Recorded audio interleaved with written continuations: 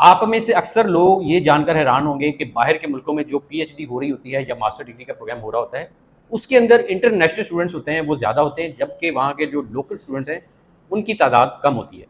इसकी वजह ये है कि हमारे बहुत सारे जो स्टूडेंट्स हैं वो जाते हैं वहाँ पर, इसलिए जाते हैं कि वहाँ पर उनको बेनिफिट्स बहुत ज़्यादा मिलते हैं।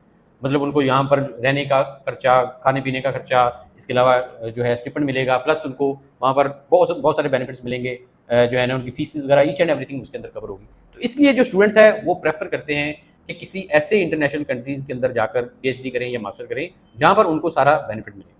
कुछ अर्सा पहले चाइना के अंदर बहुत सारे लोग जा रहे थे, वहाँ पर जाकर पीएचडी कर रहे थे, लेकिन अब वहाँ पर भी जाने का रुझान कम हो चुका है। इस वक्त जो है मोस्टली स्टूडेंट की प्रेफरेंस होती है कि वो यूरोप के अंदर किसी कंट्री के अंदर जाएँ, इटली के अंदर जाएँ, स्पेन में जाएँ या किसी और कंट्री जो कि जिसके अंदर उनको फ्यूचर में बेनिफिट्स हो। क्योंकि चाइना के अंदर आप जाकर अगर पीएचडी कर भी लें, तो जो सबसे बड़ा वहाँ पर ये है कि आपको वापस ही आना पड़ता है। लेकिन स्टूडेंट का प्लान ये होता है कि जब हम एक दफ़ा अपने मुल्क को छोड़ के किसी दूसरे मुल्क में जाएँ, वहाँ 4 से 5 साल लगाएँ, तो उसके बाद हमें वहाँ पर पीआर, जॉब्स और ईच एंड एवरीथिंग ये वाले बेनिफिट्स भी मिलने चाहिए। इस सिलसिले में जो है यूरोप एक बेस्ट आपकी चॉइस बन जाता है। वहाँ पर आपके एक्सपेंसेस भी कम है, बेनिफिट्स भी आपको उतने मिलते हैं और उसके बाद वहाँ से डिग्री कंप्लीट करने के बाद आप वहाँ उनकी जो सोसाइटी का हिस्सा भी बन जाते हैं। वहाँ पे उनको आपको पीआर भी मिल जाती है और इसके अलावा जो है आफ्टर स्टडीज़ के बेनिफिट्स हैं वो आपको बहुत ज़्यादा वहाँ पर मिलते हैं। तो इसलिए जो है वहाँ पर स्टूडेंट प्रेफरेंस करते हैं। मैं आज आपको डिस्कस करूँगा कि इस वक्त जो है अगर आप इटली में आपको पीएचडी क्यों करनी चाहिए और इसके अलावा जो बाकी कंट्रीज़ हैं जैसे कि चाइना है या अदर कंट्री, उनके अंदर आपको क्या बेनिफिट्स जो है वो मिलते हैं, लेकिन आप उनको जो है प्रेफरेंस क्यों नहीं दे रहे इस वक्त, इसके ऊपर आज हम इस वीडियो में डिस्कस करेंगे। वीडियो आप आखिर तक देखिएगा ताकि कोई इंपॉर्टेंट इन्फॉर्मेशन आपकी स्किप ना हो जाए, मिस ना हो जाए।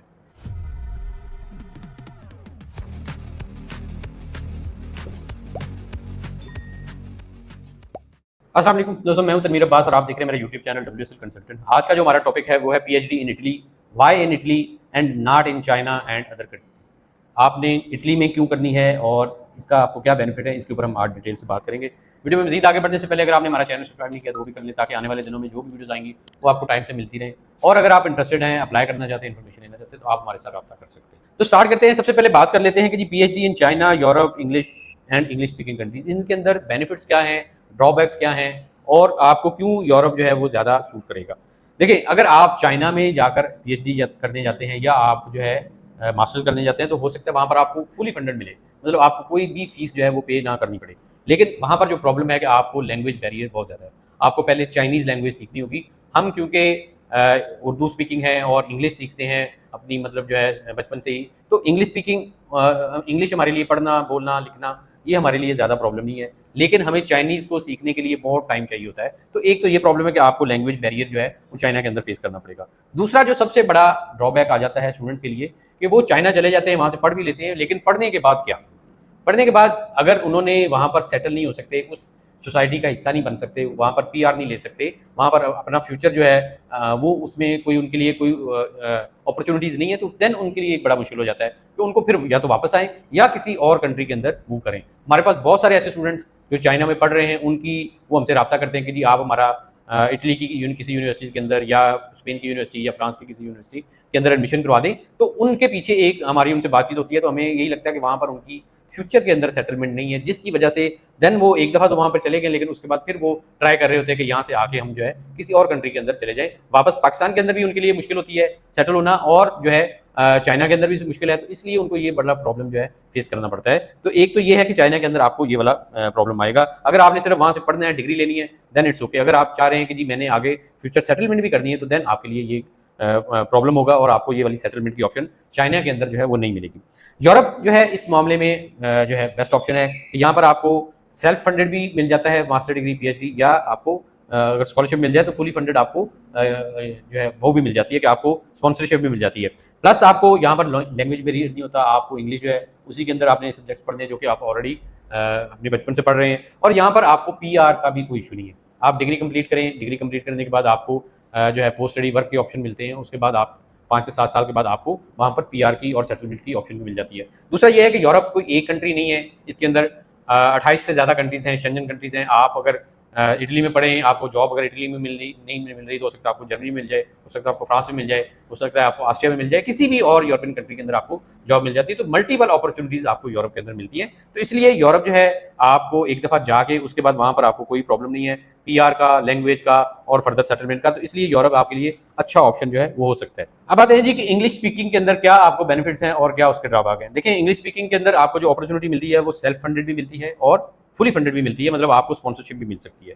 प्लस आपको वहाँ पर लैंग्वेज का कोई बैरियर नहीं है, पीआर की ऑप्शन भी वहाँ पर आपको मिल जाती है। ये तो बेनिफिट है। लेकिन अगर आपने वहाँ पर सेल्फ जाना है तो देन आपके पास जो है बहुत ज़्यादा फंड्स होने चाहिए, क्योंकि जो फंडेड है, मतलब कोई स्पॉन्सरशिप है या कोई स्कॉलरशिप है, उसके अंदर आपको बहुत ज़्यादा कंपटीशन फेस करना पड़ेगा। उसके लिए अगर आप बहुत अच्छे ब्रिलियंट स्टूडेंट हैं, अच्छी परसेंटेज रही है, कोई आपकी बहुत अच्छी अचीवमेंट्स हैं, कोई आपका रिसर्च वर्क है, तो देन तो आप एलिजिबल हैं कि आपको कोई स्कॉलरशिप वहाँ से मिल जाए। अदरवाइज आपको फिर अगर सेल्फ स्पॉन्सर करना है, खुद से पैसे लगाने हैं, तो देन आपके बहुत ज़्यादा हैवी किस्म के फंड्स चाहिए होंगे, देन ही आप जाकर वहाँ पर पढ़ सकेंगे। और वहाँ पर आपको ये बेनिफिट ज़रूर है कि आपको कोई लैंग्वेज बैरियर नहीं होगा, कोई आपको पीआर के ऑप्शन नहीं मिलेंगे, वो आपको उसी तरह से मिलेंगे, लेकिन आपकी कॉस्ट बहुत ज़्यादा जो है ऊपर आएगी। अगर आपके पास एक्स्ट्रा ऑर्डिनरी स्टूडेंट अगर आप नहीं है तो देन आपके लिए कॉस्ट जो है वो बेयरेबल जो है वो मुश्किल से होगी। तो ये एक ड्रॉबैक है, अदरवाइज ये भी एक अच्छा ऑप्शन है आपके लिए। Why Italy for PhD.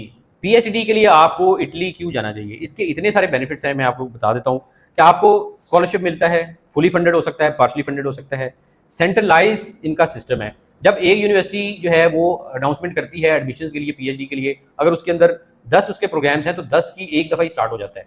इसका एक बेनिफिट है कि आपने अप्लाई करना है तो आप मल्टीपल प्रोग्राम के लिए, पीएचडी के लिए अप्लाई कर सकते हैं अगर आप एलिजिबिलिटी के क्राइटेरिया के ऊपर जो है पूरा उतरते हैं। फिर ये है कि यहाँ पर जो है सुपरवाइजर वाला उस तरह से कॉन्सेप्ट नहीं है कि जी जिस तरह के बाकी कंट्रीज के अंदर होता है कि आपने पहले सुपरवाइजर से कांटेक्ट करना है, उसको अपना कोई प्री रिसर्च वर्क भेजना है, वो अप्रूवल देगा, देन आपका एडमिशन का प्रोसेस होगा। इस तरह का कोई इसके अंदर सिस्टम नहीं है, तो आपका एडमिशन भी इसके अंदर बहुत ईजिली हो जाता है। अच्छा, उसके बाद आ जाता है कि जी यहाँ पर अपॉइंटमेंट का कोई इशू नहीं है कि अपॉइंटमेंट जो है पीएचडी के स्टूडेंट्स को इटली की एम्बेसी अपॉइंटमेंट जो है वो डायरेक्टली भी दे देती है और इनको आसानी से अपॉइंटमेंट मिलती है और इनका केस भी जो है ना प्रायोरिटी बेस के ऊपर जो है उसको देखा जाता है और उसके ऊपर डिसीजन आ जाता है। तो चांस भी बहुत ज़्यादा वीज़ा के लगने के होते हैं आपने अगर पीएचडी के लिए अप्लाई कर रहे हैं। वेरी लो सेल्फ फंडेड, मतलब आपने अगर सेल्फ फंडिंग भी कर रहे हैं, खुद से भी आपने पैसे लगाने हैं, तो देन भी आपको बहुत थोड़े पैसे लगाने की जरूरत होगी। एक्स्ट्रा जो है आपके कोई कॉस्ट नहीं आएगी, बहुत थोड़े एक्सपेंसिव के साथ आप इटली में पीएचडी कर सकेंगे। हाई पीआर के चांसेस हैं, आप यहाँ से पढ़ के निकलेंगे तो आपकी पीआर के चांसेस भी बहुत ज़्यादा अच्छे हो जाएंगे। आपको जो पोस्ट स्टडी वर्क के ऑप्शंस होते हैं वो भी बहुत ज़्यादा मिलेंगे। आपको डिफरेंट कंट्रीज़ के अंदर, जिनके अंदर जो बाकी नेबरिंग कंट्रीज़ हैं यूरोप के, उनके अंदर किसी ना किसी कंट्री के अंदर आपको अच्छी जॉब की अपॉर्चुनिटीज़ मिल जाती है। तो इसलिए आपका जो है इटली में पीएचडी करना ना सिर्फ आपके ऊपर जेब के ऊपर बहुत सस्ता पड़ता है, बल्कि आपको उसके मल्टीपल बेनिफिट्स ड्यूरिंग स्टडीज़ और आफ्टर स्टडीज़ भी मिलते हैं। तो इसलिए आप इसको ज़रूर कंसिडर करें। अगर आप पीएचडी प्लान कर रहे हैं तो आप जरूर देखें कि यूरोप के अंदर इटली एक अच्छा ऑप्शन है जहां पर आप जाकर पीएचडी कर सकते हैं।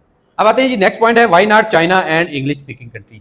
इनके अंदर चाइना और इंग्लिश स्पीकिंग कंट्रीज के अंदर अब क्यों नहीं अप्लाई करना चाहिए, या क्या जो है ना बेनिफिट्स, या आपको क्या वहां पर ड्रॉबैक्स हैं जो कि फेस करने पड़ते हैं। देखिए, आज से कुछ अर्सा पहले जब चाइना ने पाकिस्तानियों के लिए जो है ना पीएचडी प्रोग्राम्स और मास्टर डिग्री प्रोग्राम्स के लिए एडमिशन ओपन किए, तो देन उन्होंने धड़ाधड़ मतलब एडमिशन भी दिए बगैर स्क्रूटनी के, बगैर किसी जो है ना बहुत ज़्यादा वेरिफिकेशन के, और उन्होंने मतलब जो है ना बांटे।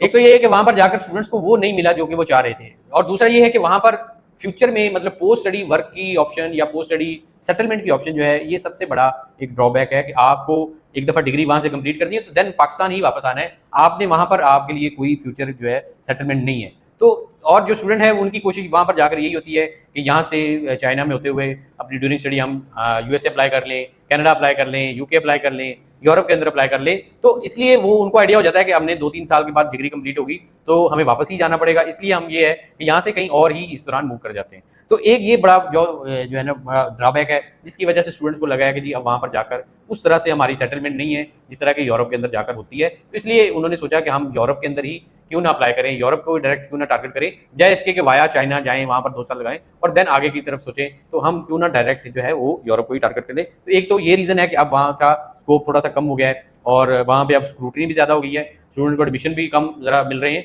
और वहाँ पर जाकर स्टूडेंट को फ्यूचर भी वो कम नज़र आ रहा है कि जी वहाँ जाकर क्या करेंगे। इंग्लिश स्पीकिंग कंट्रीज़ की बात करें तो वहाँ पर भी नो डाउट आपको पीआर का ऑप्शन मिल जाता है, इसके बाद सेटलमेंट भी अच्छी हो जाती है, लेकिन वहाँ पर जो है अगर फुली फंडेड आपको स्कॉलरशिप नहीं मिलता तो देन उसकी जो कॉस्ट है सेल्फ फंडिंग की वो इतनी ज़्यादा है कि हर बंदा उसके अंदर अफोर्ड नहीं करता, उसको अफोर्ड नहीं कर सकता, इसलिए उसका भी एक प्रॉब्लम है कि वो अफोर्डेबिलिटी हर एक के लिए पॉसिबल नहीं है। तो इसलिए अगर आपने चाइना और इंग्लिश स्पीकिंग कंट्रीज के अलावा कोई ऑप्शन देखना है तो देन यूरोप है, और यूरोप के अंदर भी इटली बहुत अच्छा ऑप्शन है जो कि आपको बगैर सुपरवाइजर वगैरह के एडमिशन जो है ऑफर कर देता है। तो इसलिए आप जो है इटली को देखें, उसके अंदर आपके लिए मल्टीपल ऑप्शन हैं, आपकी कॉस्ट वाइज प्लस आपकी वहाँ पर सेटलमेंट वाइज ही आपको वहाँ पर बेनिफिट जो है वो मिलते हैं।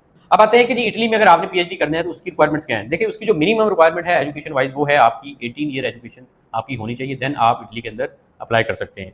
इसके बाद आपका जो है रिसर्च वर्क इसके अंदर कंपलसरी नहीं है, मतलब आपने जरूरी नहीं है कोई थीसिस किया हो, रिसर्च वर्क किया हो, आपने किया हो तो बहुत अच्छा है, नहीं भी किया तो देन भी आपको बहुत सारी यूनिवर्सिटीज जो है बगैर रिसर्च वर्क के एडमिशन दे देती हैं। सुपरवाइजर की भी कोई कंपल्शन नहीं है कि सुपरवाइजर आपने जो है ना उसको जरूर हायर करना है।